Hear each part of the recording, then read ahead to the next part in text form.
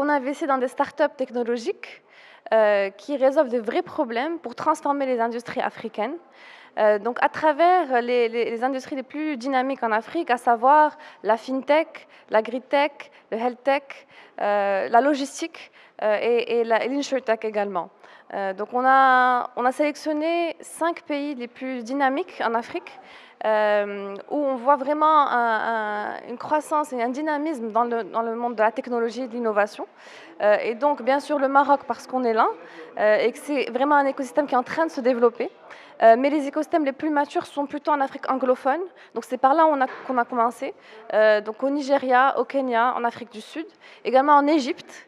Et la deuxième étape, c'est de vraiment développer notre présence et notre appui au niveau de l'Afrique francophone. Parce que on considère que c'est un marché qui est encore, où il y a encore plein de potentiel qui n'est pas encore avéré. On appelle ça untapped opportunities.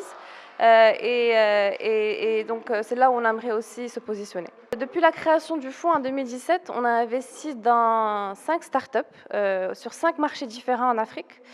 Une startup au Maroc qui s'appelle Waste2Cap, qui est dans le commerce international, et donc qui permet aux PME africaines de vendre et d'acheter des produits à l'international à travers une plateforme technologique de marketplace où ils structurent la chaîne de valeur du commerce international.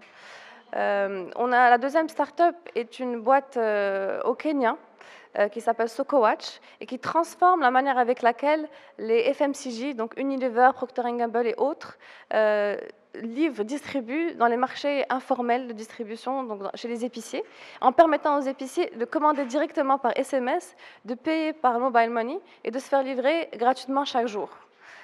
Et donc, ils rassemblent toute la data, ils collectent la data et font un modèle prédictif des commandes et des ventes, et ils peuvent par la suite contrôler la chaîne de valeur dans le secteur informel ou traditionnel. On a aussi investi dans Asoko Insight, qui est une plateforme de corporate data et qui consolide la donnée des entreprises privées en Afrique et qui est considérée comme comme la base de données la plus complète sur les entreprises africaines aujourd'hui, et qui couvre 5 marchés en Afrique anglophone. Donc ils ont levé 3 millions de dollars et on faisait partie du tour de table. On a aussi également investi en Égypte dans une start-up qui aussi attaque le domaine de la distribution et de la grande distribution pour les FMCJ et qui transforme également la chaîne de valeur sur le marché égyptien. Donc c'était vraiment un domaine très intéressant où il y a énormément d'opportunités.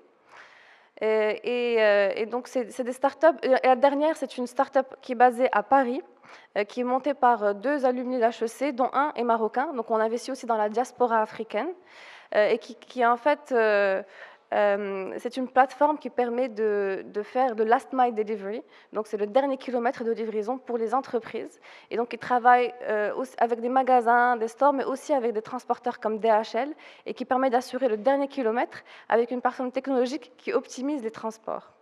Donc, c'est des domaines, c'est vraiment des secteurs traditionnels où la technologie va changer le business model et apporter quelque chose, une brique, une nouveauté qui fait que c'est un modèle vraiment scalable et qui transforme la manière avec laquelle les entreprises opèrent aujourd'hui. Donc on a investi dans des tours de table auprès d'investisseurs de la Silicon Valley, d'Afrique, de renom. Et on co-investit toujours, en dehors du Maroc, on va toujours co-investir avec des investisseurs locaux, parce qu'on pense que c'est comme ça qu'on peut apporter une valeur complémentaire. Et nous, l'objectif, c'est de leur donner accès, aux startups au marché d'Afrique francophone.